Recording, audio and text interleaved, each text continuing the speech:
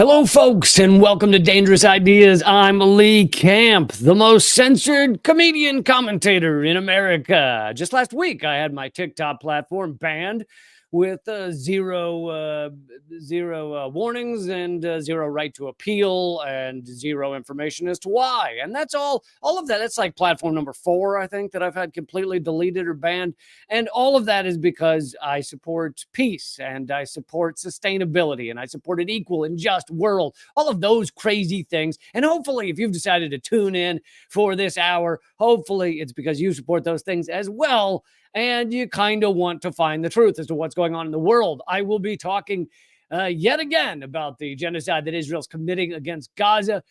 Today, I will spend much of the hour, point by point, going through, playing clips, and debunking the pro-Israel garbage propaganda that is out there, that is being spit out by so many people who, quote unquote, support Israel, which is a euphemism for endorsing genocide, for endorsing ethnic cleansing. I'll be going through that. And I will also I have a couple other stories as well coming your way. But please take a second to hit subscribe, hit thumbs up, all of that good stuff, because it does make a difference. If you are following on Rumble or YouTube, please make sure you hit the bell icon so that you get alerted to my videos, because otherwise you will not be alerted to my videos. All right, let's get into it. So I actually want to before I get into the point by point debunking, I will bring you just a little bit of current. Well, it's all current news, I guess. The Israeli genocide is certainly not old news. But anyway, a couple other quick updates. One is that Iraq has said they will be kicking the United States out of the country. Now, this is not the first time they've done this, but perhaps they mean it a little more this time. The Iraqi government is moving to end the U.S.-led coalition presence, which is another way of saying invasion. That's kind of the nice euphemism way of saying the U.S. is still invading, still an occupying force within Iraq. It's a coalition because the ministers, the government officials in Iraq have been pressured in one form or another. Often nowadays, it used to be bombs, but nowadays it's money.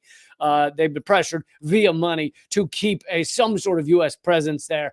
And they have said they will be kicking them out. And this is yet another ramification, consequence of Israel's ongoing genocide. Iraq's prime minister said Thursday that his government is moving toward ending the presence of the U.S.-led international coalition in that country. Al-Sudani made his remarks during a joint press conference with his visiting Spanish counterpart, Pedro Sanchez. And I don't think it's any coincidence that it's a Spanish counterpart who was there at the time, because Spain also has been, to some degree, standing up to the U.S. and the U.S. support of Israel and the U.S. war that they've just declared, that the U.S. government has just declared on Yemen. They don't call it a war. They call it a special military procedure or a special operation, bomb Yemen, because Yemen is creating a blockade that is stopping both U.S. but other products, stopping things from getting into Israel, and the Houthis have attacked several ships. And that is why the U.S. is declaring this war on Yemen without calling it a war. But anyway, this is yet another ramification of the ongoing genocide by Israel. Is that Iraq, and they may actually have the ability to do it this time. I'm unclear on that, whether they'll actually be able to get U.S. forces to leave Iraq. But anyway, that has been announced. And a little update on Gaza. As you know, it's well over 21,000 people that have been murdered just in 3 months. Compare that to any other conflict that we've seen over the past several years, and it dwarfs the number of innocent civilians killed in Ukraine over almost 2 years. It dwarfs the number of innocent civilians killed in a couple of years in Afghanistan or Iraq. Or like, what Israel's doing is at least unprecedented in the past many decades. And in this amount of time, in such a small amount of time. Now, the U.S. has killed, directly or indirectly, 6 million people via the war on terror. So that is a lot more than 20,000. However, 20,000, largely innocent people within 3 months is, well, we're going to say rare. We're going to say very rare. But on top of that, they've destroyed or damaged something like 60% of the building's infrastructure. They, have cut off the food, cut off the water, cut off the medical supplies, bombed hospitals. Just today, the UN is saying that 40% of the people in Gaza are at risk of famine and dying from famine. So all of that is to kind of set the scene there for you as I start playing clips from this. I think she calls herself a journalist, Emily Austin. She was on the PBD podcast, which is very popular, millions of subscribers, and she's just spitting this kind of really unhinged pro-Israel propaganda. The Israeli term for it is Hasbara. It's just this complete garbage. And this podcast, which I think they try and play this kind of both sides thing where they'll one day let someone speak who's saying, hey, maybe genocide's bad. And then the next day they have this person, Emily Austin, on to spit out all the pro-Israel talking points. And they basically don't push back. I mean, it's some very light pushback. I don't even know if I'm going to bother to play any of it, but not even pushback. It's kind of like addendums. It's like, oh yeah, but also children, right? Like it's that kind of thing. So anyway, and I know this is going to take some time because I'll show you every 3 words she says takes about 3 minutes to debunk, not because it's hard to debunk, because there's too much to debunk. It's like 3 words and you're like, here's why that word's wrong, that word's wrong. Anyway, you'll see. I should stop explaining and just do it. Okay, so let's keep going. And again, I don't know, this matters to some people. If it matters, apparently both she and I are Jews, because I'm Jewish and she has a Jewish star around her neck. So we'll just say that's the case. Doesn't really matter, but anyway. Shortened for destroy Israel within our lifetime. And that so just as I don't even know if you catch it. Also, she talks fast, which I don't have a problem with people talking fast. I talk pretty fast, but when you're talking fast and you're pushing out garbage, it's like I have to play a half second before I stop it. Anyway, what she just said there is she just said that using the phrase, and she's talking about pro-Palestine people. She's talking about on college campuses, the people that are rallying for Palestinians, that are rallying against genocide. She said the phrase within our lifetime. So free Palestine within our lifetime. What she just said there was the within our lifetime means destroy Israel within our lifetime. Okay. So this is propaganda on so many levels. Someone wants me to slow it down and play it again, but also there's no jump back 10 seconds thing on YouTube. So it's actually here. Maybe this will do it. Going around the city. For context, within our lifetime is shortened for destroy Israel within our lifetime. Okay. So she claims that the term within our lifetime means destroy Israel within our lifetime. Now, a couple of things. One is, no, it doesn't. But besides that, the destroy Israel is actually a trick phrase. Okay, she's saying within our lifetime means destroy Israel. Well, what does destroy Israel in her mind or the Israeli government's mind mean? Well, to them, it's ending the apartheid state, because Israel, the Israeli government knows that without apartheid, without millions of people locked in the open air prisons of Gaza or the West Bank, where they are not allowed to vote, not allowed to be involved, almost any of them. There are some Palestinians involved in the U.S. political process, but they need to, did I say U.S.? Israeli political process, but Israel, in order to have their apartheid state, in order to, and I mean have their state the way they want it, to be able to oppress Palestinians this way, and I mean even pre-October 7th, they need to, their estimate is 20%. They need to have fewer than 20% Palestinians voting or involved in the system and any way in the society. So for them, and you can argue about the percentages, it doesn't really matter. The point is, they cannot have a fair democracy. If it were a fair democracy, if all of a sudden they said to West Bank and Gaza, you know what, we're having freedom, we're having equality, we're tearing down these borders, and you will be full members of this society. If they were to do that, you would quickly see that the voting, they don't have the voting numbers anymore. The system would quickly not be just a pro-Jewish, one religion state. And in case you're wondering whether it's meant to be a one religion state, the Jewish star is on the flag. So they need to have apartheid.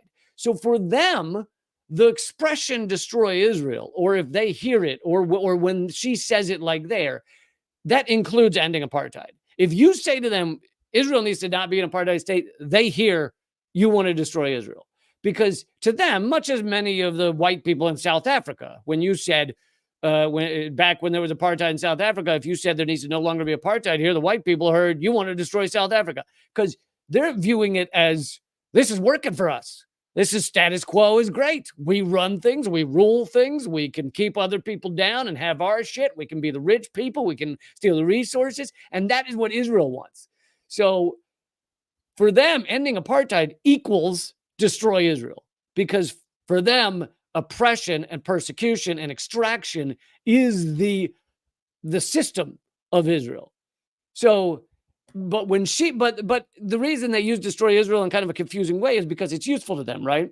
If she says to you, if you say Palestinians will be free within our lifetime, and she then says, well, that means you want to destroy Israel, that all of a sudden that sounds anti-Semitic. It sounds like genocide. It sounds like ethnic cleansing. It makes you the bad guy by using a trickery of wordplay to act like ending apartheid is destroying Israel. So that's what she's doing. Okay. That was 3 words, but let's try to continue. And that's their goal. And it's not just Israel. Also, when she says that's their goal, she is intentionally making their vague. She wants you to think that there is anybody who criticizes Israel, anybody who he says Israel has done anything wrong. I don't even mean people who say it shouldn't be an apartheid anymore. I mean people who say, hey, stop indiscriminately bombing. Oh, well, that's them. That's all of them. Their goal is to destroy Israel. It's, again, this is all propaganda, linguistic tricks to make you think you're on the wrong side, to make you think you're not being moral, to make you think you're being anti-Semitic. It's completely false, complete bullshit. And, I think she's very smart and she knows mainly what she's doing, but some of it is so indoctrinated. Most Israelis are so indoctrinated. I know she spent some time there. She said in the other parts of the interview, she just got back from Israel. So they're so indoctrinated that I don't know how much of these linguistic tricks or manipulation they even understand that they're doing or that they're a part of, or they certainly understand that they are bombing children indiscriminately. I mean, that is tough to miss at the moment. But, and I'll just add one other thing is I've skipped the part of the interview where it's a kind of a long-winded explanation of she was in a debate on a college campus and she claims she got death threats. Now, I don't have any reason to argue with the fact that she got death threats. Maybe she did. And here's the thing. That's wrong. It's wrong to give people death threats. Okay, there, we said it. But she wants to set it up that way because she wants to make you think that anyone who criticizes her or what she's saying or this propaganda is threatening to kill people, death threats and shit like that. It's like, no, there may be some out there people who are legit giving death threats, and that is screwed up. I'm not down with that. Okay, so let's get that out of the way. But that doesn't mean everything else she says is true, because everything else she says is false. Okay, let's keep going here. Anyone who believes that Israel has a right to exist. So now you are inciting violence upon anyone. Okay, so she goes on for some more bullshit. You're inciting violence for anyone. So for anyone who believes that, anyone who endorses that. And again, it's this false, this false like connection between anyone who criticizes Israel is inciting violence. That is not true at all. In fact, I am pro-peace, and that is what has gotten me banned from so many outlets. And so she wants you to think anyone who criticizes Israel is inciting violence. Bullshit. absolute garbage. But the other thing is for a minute, and I'm not going to break it down fully because I think that would take a half hour. But one of the biggest tricks that Israel has used in their propaganda, in their Hasbara, is to say, you say we don't have the right to exist. Now, the reason they use that term is because if they accuse you of that, they accuse you of basically endorsing genocide, because it sounds like if you don't have a right to exist, if a human doesn't have a right to exist, you want to kill them, that's genocide. Wow. Oh my God. Why would you do that? Why would you endorse genocide? This right to exist linguistic trick has been used for decades. Any criticism of Israel is accused of saying Israel doesn't have a right to exist. Now, this right to exist thing, first of all, I'll get back to how silly it is from the outset. But even if we were to say, hold on, Israel has a right to exist, let's just start there and then we'll break it down. But Israel has a right to exist. Oh, really? Does that mean it has a right to commit genocide? Right to kill children? Right to bomb hospitals? Right to bomb journalists? Right to bomb UN workers? Right to bomb medics? Right to just obliterate a whole people? Right to send millions into refugee camps? Right to kill possibly millions or hundreds of thousands with disease? Right to kill thousands with dirty water because they won't allow clean water in. And, you just keep going down the list. Right to have thousands of hostages that Israel has taken, both pre-October 7th. Roughly 5,000 Palestinians were locked up in their jails, most of them without any real trial or anything like that. And since October 7th, far more than 5,000. So thousands, tens of thousands of hostages that Israel's holding right now. They're allowed to do that because they have a right to exist. So this term right to exist is used as an umbrella to cover up all manner of crimes, all manner, open air prisons, just cutting off water, cutting off food, not allowing these people to actually have freedom, to have a right to come and go into their country, which apparently is a right under international law to come and go from your home, from your country, to destroy these people's lands, obviously with the settler system, which is what Israel has used to slowly steal land from Palestinians. This is even since 1948. So even if you wanted to start history there, which is silly, but even if you want to start history in 1948, since then, Israel has continued to eat away at the lands the Palestinians still had. And all of this is under right to exist. So basically, it is taking a very rational and intellectual discussion as to whether a country has a right to harm and persecute and just cause reams of destruction against a people, whether they have that right or that ability, or whether they should be prosecuted under international laws, or whether other countries should step in. It takes all of that discussion and it just shuts it all down. And it says, you don't believe we have a right to exist. You're basically accusing the criticizer of wanting genocide or wanting ethnic cleansing, when in fact, you're fighting for or speaking for the opposite. You're saying, stop the ethnic cleansing, stop the genocide. It really, the right to exist ruse is just, I mean, I get this. It's clever. It's an amazing idea. Whoever came up with it in their little think tanks or whatever, very impressive. And of course, they don't believe Palestinians have a right to exist. They don't have and like I said, Israel's using right to exist to mean all those other things. Do you think that, so Palestinians do have the right to exist? Does that mean they have a right to have an army? They have a right to come and go as they please? They have a right to clean water, right to clean food, right to raise their kids without fear of bombs raining down, right to have journalism, right to have medics, right to have hospitals? No, none of those rights. They have none of those rights. So again, it's a trick, and it really shuts down discussion. As you listen to her, and I've gone through 12 seconds of what she said, but if you were to hear a debate or you were to watch a podcast like this for an hour, you don't even have and I don't mean you, I mean anyone have the mental capacity to try and parse every single word of this shit. But that's what makes her good at it, and so many of those, who are the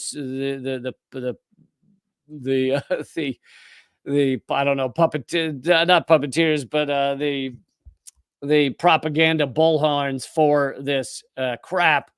Anyway, I'll try and keep going, and I'll try and play more than 8 seconds, but who believes Israel has the right to exist, which is most Jews and a lot of non-Jews. so then she says, "Oh, but those who believe Israel's right to exist is most Jews and a lot of non-Jews as well."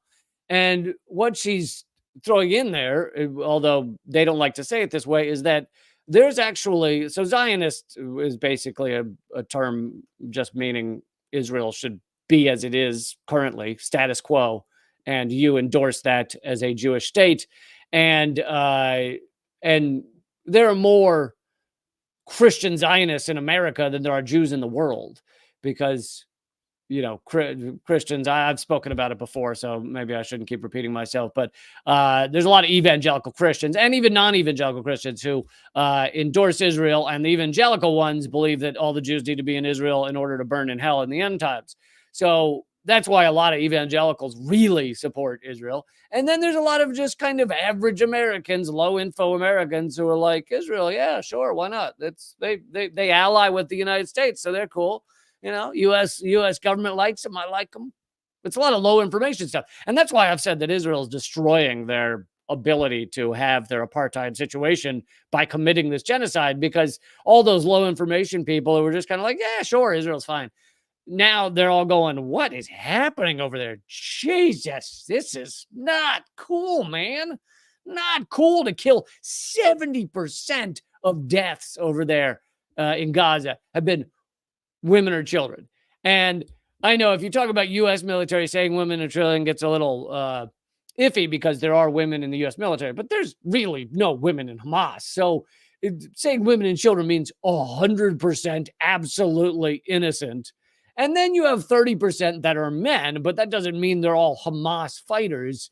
So we're talking what, 80%, 90% of those Israel is killing are just completely and utterly innocent and have not even worked with Hamas. Like, just so stupid. But of course, she's flipped everything on its head and acted like, Israel is the victim. Too. So with that being said, on our debate, I came with the fact, she came with emotional screaming. If I were her, I'd leave humiliated too. And her and her vibe. Anyway, she gets into it's the other thing I wanted to point out is it's anecdotal about her getting death threats after some debate about her getting death threats, but it's anecdotal. And so, like I said, death threats are wrong, but it doesn't say anything about the larger discussion of what Israel's doing, which is what I prefer to talk about, what I think matters. But she can use that anecdotal moment of, I got death threats, to basically say that everything she's saying is right, or like the whole anecdotal, like this bad thing. I mean, I've gotten death threats. I get emails telling me I'm insane and other threats, but not just insane, but threats. And it doesn't mean that something is right or wrong. It is wrong to send death threats. That's absolutely wrong. But what that says about what I'm saying or what she's saying doesn't matter. People are wrong at death threats. People are right at death threats. But it doesn't change whether the propaganda she's pushing is right or wrong. Okay, let's see. I wanted to jump to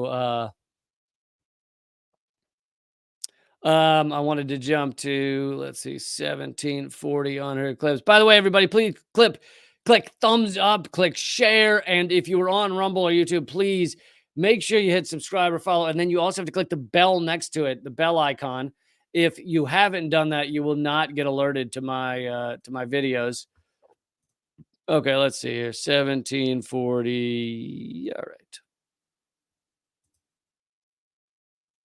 Oh yeah, he adds a little something here. Because the Jewish people don't live in the victim mentality. Back to his point, Jewish people don't let. Okay, the whole victim mentality thing is, I'm not even gonna spend much time on it. It's so stupid. It's a right-wing talking point. Basically, if you're, let's say, Black in a society that has systemic racism, you're not allowed to talk about it because that's victim mentality. If you've been exploited your entire life, if you're a worker at McDonald's who's been abused by your employer, or work at Amazon and they're making you piss in diapers so that you can get the job done, you're not allowed to mention that because that's the victim mentality. That's what a lot of these right wingers believe. But she's whether you believe that or not, I mean, if you believe that, you're a piece of human garbage. But whether you believe that or not, she's like, the thing is, we Jews, we don't live in the victim mentality. And it's like, what? So she's saying Palestinians do live in the victim mentality. They're being genocided right now. They've had I think it's almost 30,000 bombs dropped on a 25-mile stretch over 3 months, enough to make up for 2 to 3 atomic bombs, the size that were dropped on Hiroshima and Nagasaki. I think you can talk about being the victims at that point. At what point can you say we are being attacked, we are victims? I mean, I think that's it. I think that's the line. I think when you're being genocided and you've had tens of thousands of bombs dropped on you and your family and 20,000 people murdered in just a couple of months, I think you get to talk about being the victims. So this idea that like we Jews are not, we're not the victim mentality, and yet the Palestinians, their problem, they're talking about being victims. So much garbage. I mean, so you're telling me Jews during the Holocaust weren't allowed to speak of being victims? Is that true? It's a right-wing talking point that is vomit-inducing. I mean, I'm not speaking on behalf of the Jewish people. Yeah, you sound like you are actually, but I'm assuming nobody should want to live in the victim mentality. Listen, the Jews went through the Holocaust. Throughout time and time again, the Jews are constantly being persecuted, and they always prevail, whatever the reason is. But she just undid her own argument. We're not in the victim mentality. You're telling me we didn't talk about being victims during and after the Holocaust? Fucking yeah, we did. Of course we did, and we should have. We were genocided. That's a good time to mention it. And the Holocaust was not even 100 years ago, and Jews are never looked at as the victims. And I'm happy with that. I'm okay with that. I don't even know. That's just so stupid. You're telling me during the Holocaust they weren't looked at? Yeah, they were. Yeah, we were. And we should have been, because we were being victimized. We were being abused and killed and executed. What do you mean never looked at as victims? But when it comes to like instances like these that we're seeing in present times, I've never seen an extent of anti-Semitism this bad. But so 2 things. One is that has to do with the dilution of the term anti-Semitism. She believes any criticism of Israel is anti-Semitism. It's not. And that, of course, is serving their purpose. But beyond that, the increase of anti-Semitism we have seen, actual anti-Semitism, not the bullshit they're talking about. I mean, actual anti-Semitism. It's about 99% due to the fact that Israel is pretending they represent all Jews and committing genocide. So if you're upset about the actual real anti-Semitism, then tell Israel to, what's the term? Stop it. Stop doing genocide, assholes. That'd be step 1 if you wanted to decrease anti-Semitism. Now it's like, I don't know if we're not vocal enough. I don't know if we're not causing enough outrage. I mean, I love the several times. I don't know if I'm going to play another one of these points, but several times during this interview, she talks about how I don't know why people aren't talking about it from, in supporting Israel. It's like, dude, 90% of all the mainstream media stories are pro-Israel or are trying to run cover for Israel. And that's gone on for decades. And now you're seeing a slight cracking of that facade because it is so aggressive and so disgusting and so repulsive that even the mainstream media is losing the ability to do it. But what is this idea that, if only we could get a few pro-Israel talking points out there? It's like, what? I'm here on the brink of the internet, the outer rim of the internet, trying to undo the billions of dollars of propaganda that is put out by our corporate media that has been pro-Israel, that has been pro-genocide, that has brought you that side of things.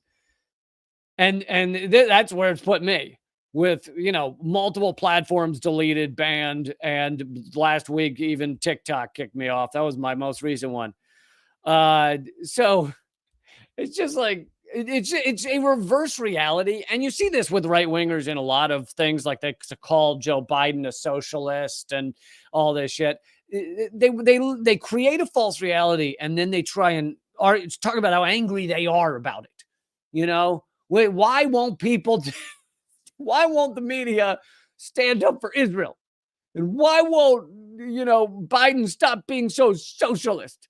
It's like you've created a completely false reality and you're angry about the fake reality you invented. We're not ransacking stores and burning down stores and You mean Jews aren't inciting beheading people? No, we're not. Okay. Let's pause there. Oh my God. Okay, so before I even get to the beheadings, which is the most ridiculous part of it, the ransacking store stuff, you notice how she says, we're not ransacking stores. Oh, well, so who are you implying is? She's implying that all Palestinians, and I don't even know which ransacking she's talking about, but let's say there is a Palestinian out there who ransacked a store. Do they represent this is stereotyping and bias and being a bigot 101. Does that mean they represent all Palestinians? I'll give you a second to think about the answer.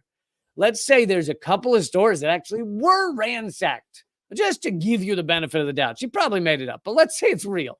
Let's say there were a few stores ransacked. Does that mean the 12 people max who did that ransacking represent all Palestinians everywhere, represent all Arabs, or represent all Muslims? Or I'm going to say the answer is no. I'm going to say you could also point to the millions upon maybe billions of Muslims or Arabs who did not ransack your store. But again, this is stereotyping. This is racism. This is bigotry, all that stuff. Okay. Now, she and him get to have a moment of a lovely agreement there. I'm not saying they disagree. They don't disagree through the whole thing. But a moment of lovely agreement where they go, you mean Jews aren't beheading people? And she's like, yeah, they're not. Oh, I didn't realize that when a bomb falls and murders tens of thousands of people, none of them lose their heads. None of them lose their limbs. None of them end up in the same result of someone who's beheaded, which is dead. Oh, maybe Israel has beheaded in the sense of taken the life from over 20,000 people in 3 months. 70% of them women and children. They have killed the amount of people, the amount of people who, the amount of children who are normally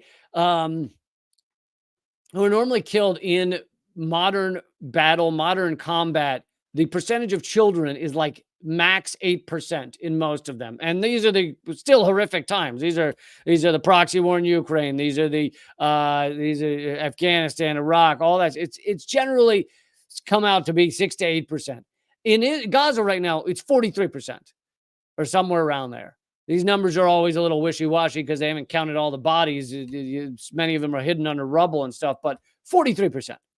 So that's the difference between what Israel's doing as they commit genocide and modern warfare. Now, modern warfare is still always disgusting and gross and pathetic, but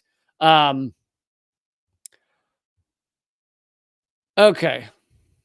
So the other thing is they had that moment of agreement where I assume what they're referring to, I mean, I think it's very obvious. What they're referring to is, so Hamas beheaded people on October 7th, which there's not been evidence of that actually brought forward. I am not defending everything Hamas did. I am not defending hostage taking. So to say there wasn't beheading is not to say everything Hamas does is fine. I know some people do that. There aren't that many, but some do. I'm not in that camp, but there's been zero proof that they beheaded people, that they beheaded babies. The beheading babies thing all went back to one former IDF soldier who made it up. And most mainstream outlets have even retracted those stories. Even the White House had to retract where Joe Biden claimed he saw a video of it because he didn't, because it didn't exist. So they have this lovely moment of agreement that is based on just utter bullshit and falsehoods, just total nonsense. And they get to go, oh, yeah, Jews don't commit atrocities. If you're talking about Israel, and this Israel's not all Jews, let's remember that. But if you're talking about Israel, committing genocide, ethnic cleansing, their plan is ethnic cleansing. Their plan is to murder, kill, or remove every Gazan from Gaza. That's their plan. Like, the idea that this laughable moment where they're like, ah, ha, ha, Jews don't do these things is so stupid when you look at Israel's actions. We're not causing global like violence. We're not. Anybody else want to debunk that one? I mean, do I even need to spend any time on that idiot sentence? Israel, and again, she's conflating all Jews in Israel, but if, whatever, let's be clear here. Israel does not speak for all Jews. She doesn't speak for all Jews, and Israel does not equal all Jews. However, she's talking about Jews meaning Israeli Jews, and she says, we're not committing violence. We're not committing global violence. What? They are indiscriminately bombing innocent people every day to the tune of 21,000. What is it? 22,000 now. It's just, I mean, some of this is so easily debunked, and yet these dudes sit here and act like everything she's saying is fine. Doing that. And that's not the right answer. But I think because we're not doing what other communities do, maybe they're not taking.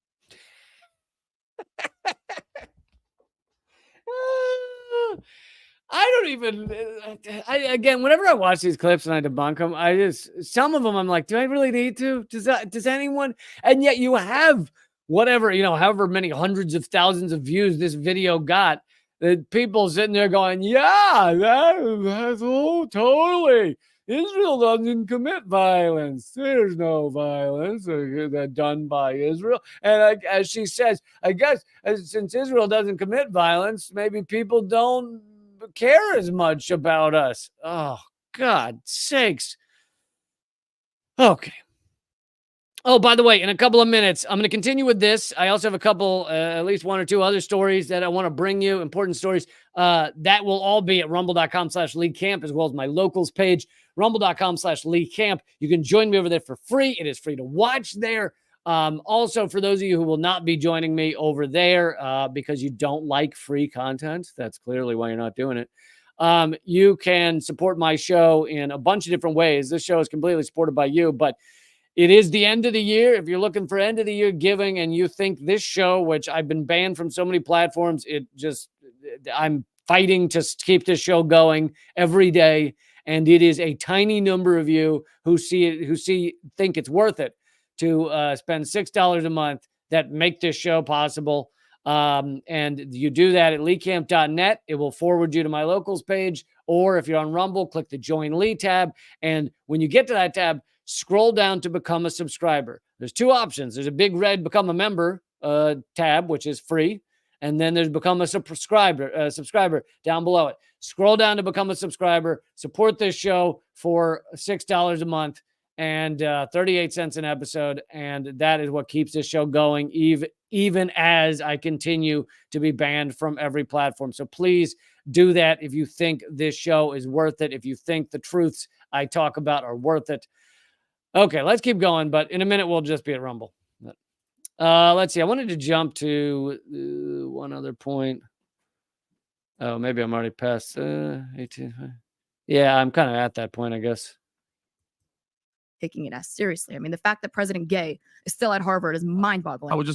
So they get down into the weeds on, whether they could get this president or that president fired from a college for saying something. And and she claims to be support free speech, but whatever. It's the attack on anyone who supports Palestine, and it's a careful strategy by Israel that's been going on for years. Heavy funding of tearing down anyone who dares criticize Israel.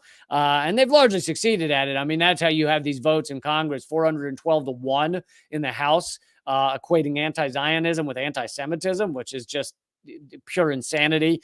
You have 97-0 in the Senate saying they need to keep supporting Israel and sending bombs over there, which we've sent thousands of bombs to Israel to perpetrate their genocide.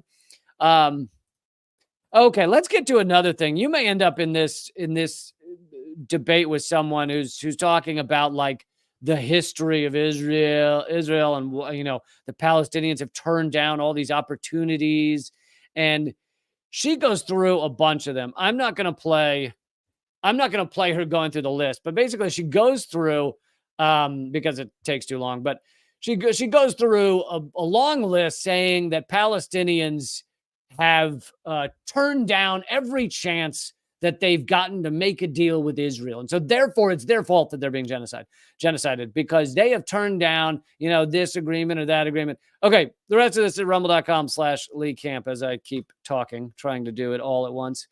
So she goes through this list and she says, Camp David Accords and turned down by Palestine,